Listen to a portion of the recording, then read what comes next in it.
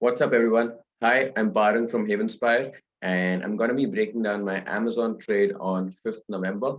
Before going into the trade breakdown, I would wish you a very, very happy Diwali once again from the whole Havenspire community, the whole Havenspire team, and we all wish you a very prosperous and joyful year ahead.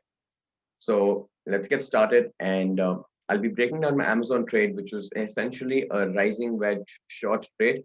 So it is basically a reversal trade, and I usually don't trade reversals, but the situation demanded me to trade that thing because it was quite obvious from the structure.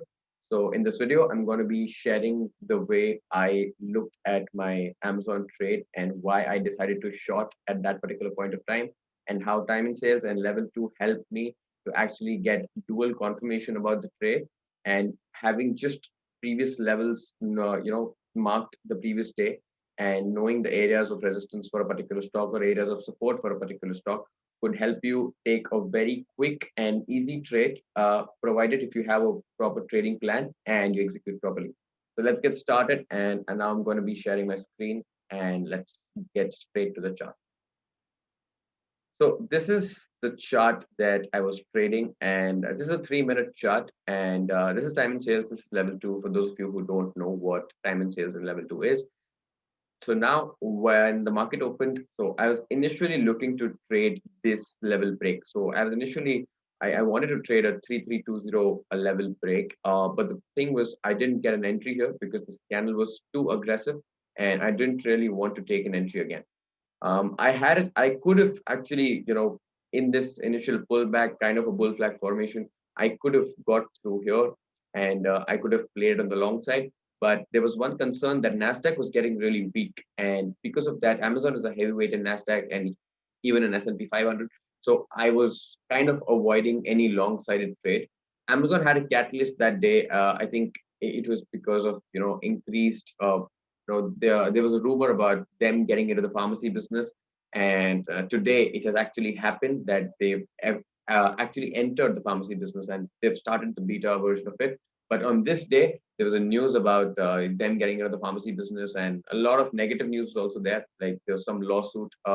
They did not really pay taxes to some countries. I think it was Vietnam, where they did not pay taxes, and there was a tax fraud allegation for Amazon. So it was a mixed sentiment, and Nasdaq was weak. So I was looking to play the short side, but at this moment, I was not even touching it for the short side. So I just kept it. I just left it the way it was.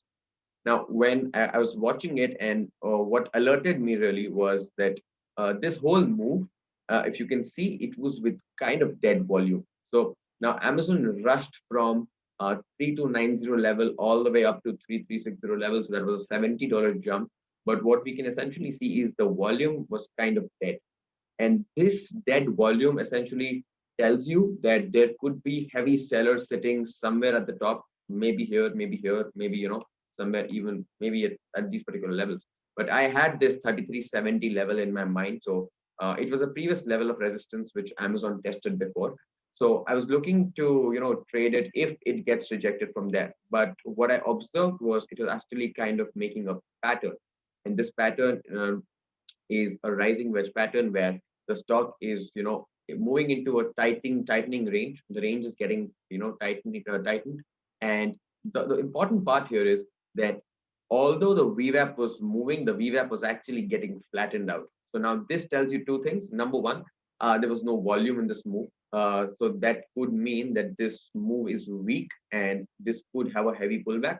And number two, that the VWAP was flattening, like the VWAP wasn't really moving with the price. So these are two important parameters that I had to initiate a short position in Amazon. So when I saw this rising wedge pattern getting formed, I waited for this candle to actually close below this trend line. And this trend line is pretty steep. So the steeper the trend line, the more likely it is to pull back really strongly. So you can notice it in any stock, any financial asset. So this steep trend line actually, made me short here, but I actually waited.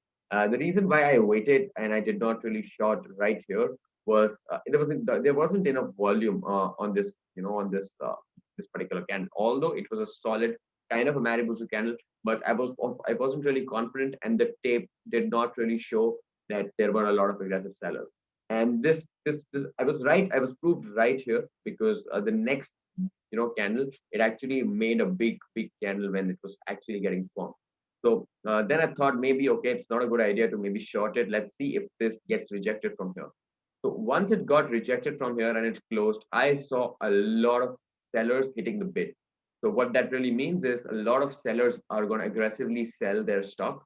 And when I saw a lot of bids getting here aggressively, so what I did is I took a short position here and I basically shorted right at this break. So once this candle was getting formed, I shorted it here.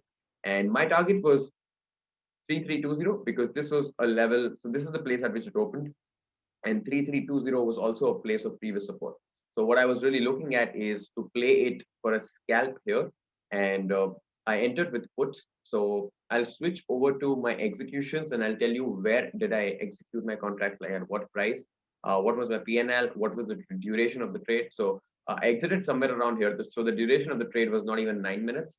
So let's go through the executions part and let's see what actually happened.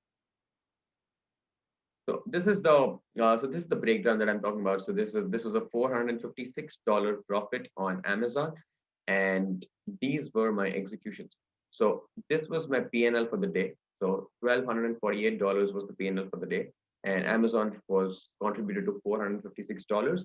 So this was really the execution. I entered somewhere around 1169. So this was my entry price, $11.69 for a 100 share contract, which is $1169 as an investment amount. So here you can see 1024, I executed at 1169, and 1030, I exited at 1625. So it was a handsome 40% return on my investment.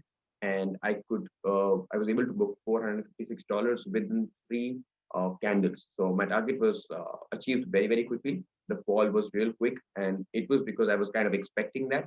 Another important thing, another key learning that I would want to share with you is that whenever a rising wedge, falling wedge, or any pattern is there, you also have to check volume, number one, and number two, what the structure of the overall market is. So now I was okay with this short trade because Nasdaq was getting very, very weak, and because of that, like I was confident about this trade. Number two is you can see these big candles were quite aggressive compared to this whole move which happened. Now, if you want to capture this kind of a move on the downside or on the reversal side of it, you need to number one look at the pattern. What pattern is the stock forming, and that pattern is nothing but a distribution of the emotions or the behavior of the buyers and sellers. So here the buyers were getting really aggressive, and this particular rise was essentially due to excessive buyers and no sellers. And once sellers had an area of value, they started, attacking it very aggressively. So this was my trade. I entered here after just three candles. So at the close of this candle, so this is the 1027 candle. This closed somewhere about here, and I had my order gotten filled at 1645. So if we look at what happened to the stock after I exited, the stock actually took support from this level. So this level, this is an indication that the marking of the level was fine. So it made 2 weeks and then it started to consolidate. It consolidated for a long period of time and then finally again retested this particular level.